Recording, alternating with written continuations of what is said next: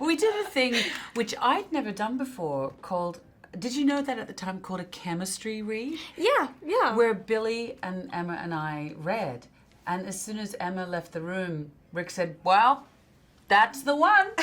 Really? And yeah, and so it was kind of an Oh, that's immediate thing, and I think Rick sort of picked that up. And you know, it's hard to be objective about. I mean, it just seemed very effortless. Like Emma's very composed and easy, and I think, you know, you had a really great, just watching you and Rick work so easily, and Thank you. you know, a great intelligence and really, you know, a great sense of the character and of what her function was in the scene. And I mean, that's something that, you know, you get to my age and you still haven't learned.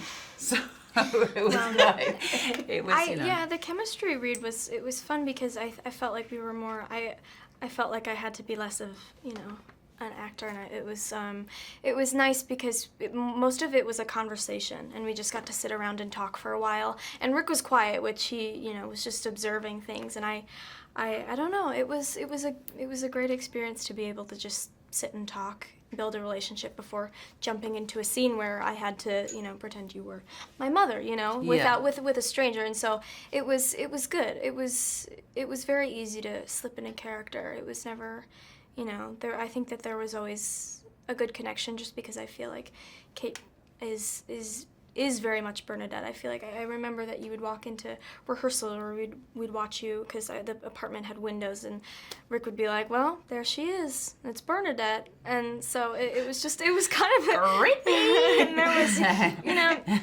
it was a very, like you said, it was just kind of an effortless connection, I guess.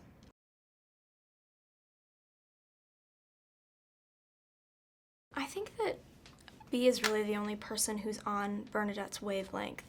And I think that's because she's a chip off the block, you know. She is very much like Bernadette. She gets some of her sane qualities from Elgin, but I think that, I mean, that's her mom, you know, and that's her heart. And I think that she's the only person who, you know, throughout everything that Bernadette goes through never questions her. And I think that's just a loyalty that B has towards not just her mother, but, you know, people that she loves in general, but specifically Bernadette. Mm. Mm.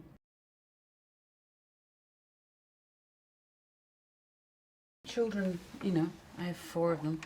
They keep you humble because they're so honest, and it's often the conversations that you have with your children, particularly in the car. You know, I think those relationships, Yeah. that relationship in the car is quite recognizable, I think, for a lot of parents, is you do have the DMs and the to come to Jesus moments with your children in the car. And they're the ones who will say, you really shouldn't have said that. Or don't worry, I don't know why you're so worried about that. And it's when your children say it to you, that's when you want to burst into tears. And it's often you can't have those direct, you know, heart-to-hearts with adults because life moves so quickly and we're responsible for so much, whereas kids often cut straight to the chase. And I definitely think that's a texture to the relationship between Bernadette and B.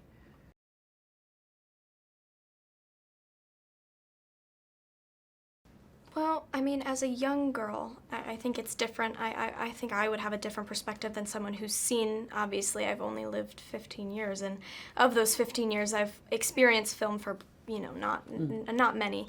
But I mean, it's changing. I think that it's definitely changing, because when I was younger, there was a lot less opportunities to see that, because it would always be usually like a male figure at the center of a movie, or if it was a female, it would just be an archetype, you know, something I've seen before. And I think that there's something to be said about that, because I think that women are often portrayed as that stereotype, because it's hard for, I think, a common audience to accept anything else than that, you know, other than, you know, they're too angry or they're crazy or something like that. And I think that this is, you know, quite the exception to that. But it's definitely changing. I think that, you know, Bernadette is a perfect example of that. It's a book written by a woman with a very particular voice, Maria Semple, and it's a portrait of a woman in midlife crisis, you know, creative crisis, but it's also a portrait of a family, and the journey of Elgie, played by Billy Crudup, is a really important texture in the film. So I really welcomed Rick's perspective on that as a parent, Because if you look at his body of work as as a filmmaker, he's often looking about the child-parent relationship in some form, and so it's not that I think men can speak to that too, because Bernadette's stuck, but Elgie's also stuck, and it's not really till he experiences professional failure that he and Bernadette can come back together. But I think that there's that these films have been made for a long time. These voices have been out there for a long time. I just think that they're being talked about in a more positive way by the media, frankly. Which is great because they have a chance to move into the center of the mainstream rather than being seen as a niche experience. So it doesn't feel like the terrain is new, but I feel like that the audience is being allowed to receive these in a broader way than perhaps they were 10 years ago. 悩み多き主婦バーナデット。建築家の夢を捨て家族に全てを捧げて生きてきたけど Honey, are you getting enough sleep? Sleep? What's that? 夫、娘、ママ友にいつも振り回されて Your hillside just slid into my home! もう限界 Bernadette!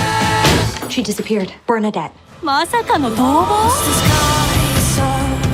So step aside, because I am about to kick the hell out of life.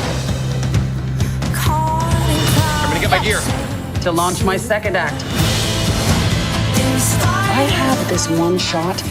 It's twice the challenge anyone ever imagines. もう一度人生を輝かすシアトルから南極への大冒険 Just thinking about it's got my heart racing. バーナデットママは行方不明